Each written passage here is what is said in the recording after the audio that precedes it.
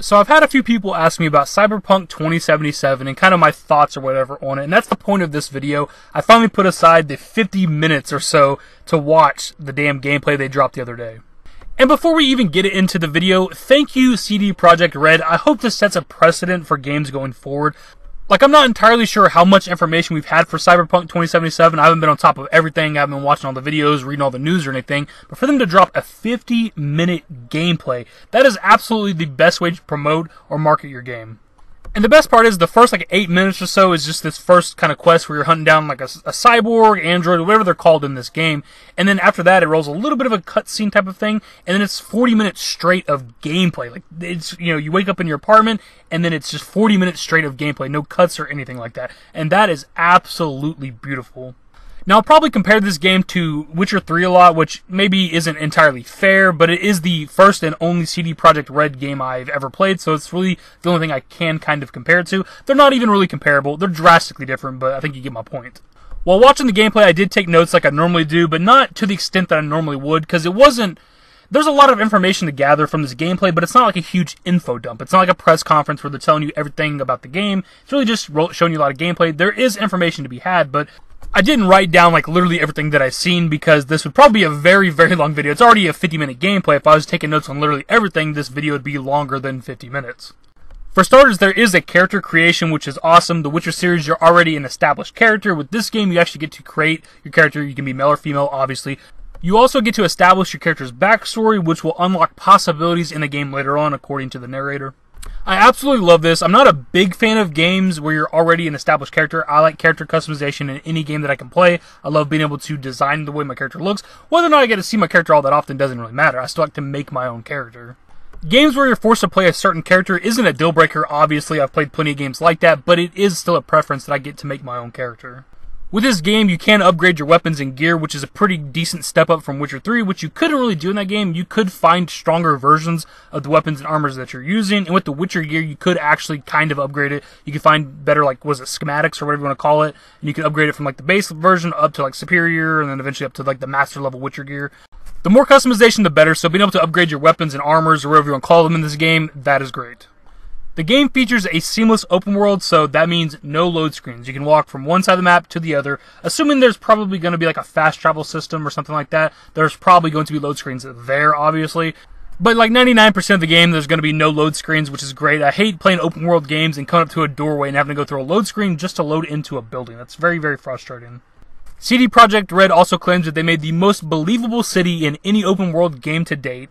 The pedestrians, the NPCs, whatever you want to call them, have a full day and night cycle, which is pretty cool, so you could probably follow some of the NPCs around and just see what they're doing with their day, which is interesting. You can just see how dense the population is right here in this little bit of gameplay. I wonder, because they claim that it's the most believable city in any open world game, I wonder if any of the pedestrians repeat. It's one of those small things in an open world game that bother you whenever you see the same character model over and over. Sometimes they're walking near each other, which is kind of frustrating. I can't really fault developers. It's got to be complicated to just endlessly create NPCs that look different from other ones. So hopefully that's part of what they mean by saying it's the most believable city in a video game so far. But if there are repeated character models, hopefully it's not that frequent. Hopefully you don't always see the same character model depending on where you're at. Being that this is a CD Projekt Red game, you know that your choices matter, both in dialogue and how you choose to approach quests. That was absolutely one of my favorite things about Witcher 3 was my choices actually having an impact on the game and the world. That's what you want from a game. You want to feel like you're changing things. And I feel like with Cyberpunk 2077, our choices will matter even more than they did in Witcher 3. I mean, from the very beginning of the game, your choices matter. How you choose the backstory of your character will impact things throughout the game later on. How you respond to people and dialogue will also impact things. You can get access to information, quests, things like that, if you approach it correctly through dialogue. And, of course, how you tackle the quest. Do you want to go in guns blazing? Do you want to talk your way through quests?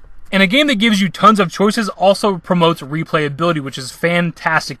A game that makes you want to play through it multiple times so you can do different playthroughs, an aggressive playthrough, a dialogue style playthrough, maybe a sneak playthrough, things like that. These are great. You feel like you get your money's worth, and this will obviously be one of those games.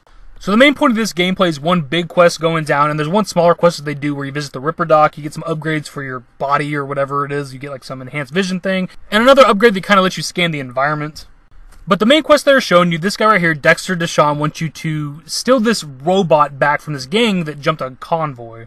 He wants you to retrieve this robot by any means necessary. Obviously, this guy's doing well. He has the money to buy this if he wanted to, but that's not how he wants to acquire it. And you can approach this quest in different ways. You could show up to this place, guns blazing, kill everybody, and get the robot that way if you wanted to. That is an option. You could also get the money to buy the robot from these people. You need like 50,000 of whatever the currency is. Now, I don't know if you'd have that kind of money at this stage of the game. It seems like a pretty early quest line, but that's why there's an optional objective for this quest. We can meet up with this agent.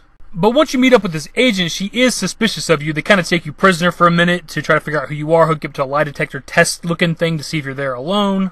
Which, of course, you can handle this situation however you choose. You could have told them that you were actually there with somebody. You can tell them that you have somebody looking over you. If you tell them that you are there alone, you're hooked up to a lie detector test thing anyway. They know that you are lying. While this guy has you held at gunpoint, you have the option to actually grab his gun, which is pretty cool. So you can try to fight your way out of the situation if you want to do that, or you can continue dialogue with her and try to talk your way out, which is very, very awesome. If you do end up talking your way out of the situation, she does give you the money to buy the bot from the gang. She gives you a 50k credit chip, but her only stipulation is that you got to put it in one of their terminals. But unbeknownst to you at this point, this actually bites you in the ass later on, because once he puts the chip in the terminal, it hacks their entire system, and they become hostile, and you have to fight your way out of there. And by the end of the quest, you fight the boss, and if you beat him, obviously you get the robot, thus ending the quest. But what's interesting that the narrator points out is none of this had to happen. It did not have to go down this way. Meeting up with the agent was entirely optional. You could have handled this quest in who knows how many different ways.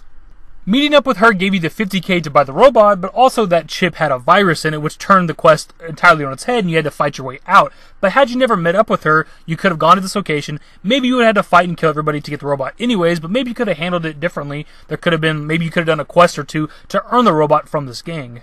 You could have also met up with her, got the 50k to buy the robot, but kept that money and tried to get the robot by a different means. You never had to actually give them the credit chip to buy the robot. Thus, it never would have put the virus in their machine, and it might not have turned them hostile. So you could have earned 50,000 for free. And that's just one quest line in Cyberpunk 2077 that is just layered with choices. You could have handled this quest in several different ways. And I hope that most, if not all, quests in this game are handled this way, where you can approach them by 4 or 5, 6 different ways. I love when your choices actually matter in a game, and judging by this 48 minutes of gameplay, it looks like our choices will actually have an impact on the world.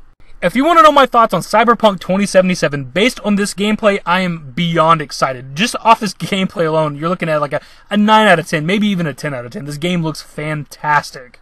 Currently, we do not have a release date for Cyberpunk 2077, but CD Projekt Red hopes to release it sometime in 2019. Some people were saying that they think it's going to be a next-gen only game, which isn't the case because we're not going to have next-gen consoles in 2019. So it is definitely coming out on our current consoles. It'll be on Xbox One and PS4, but maybe it'll come out on the next Xbox console and PS5 or whatever too. This isn't the absolute first video I've done for Cyberpunk 2077. I did at least one video before where the script or something got leaked by some hackers or whatever happened, I don't remember.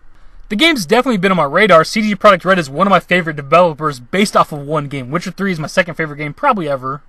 We've just been so focused on Fallout 76 over the past couple months because that is the upcoming big game, and this is in its roots a Bethesda channel and a Fallout-based channel, so that's really the main focus, but I do talk about other games, and I'll probably do other videos for Cyberpunk 2077. I don't know how often, it depends on if the news is light for Fallout 76. Once the game does come out, I may or may not do videos on it. I'll definitely give at least a review, because I am 100% picking this game up.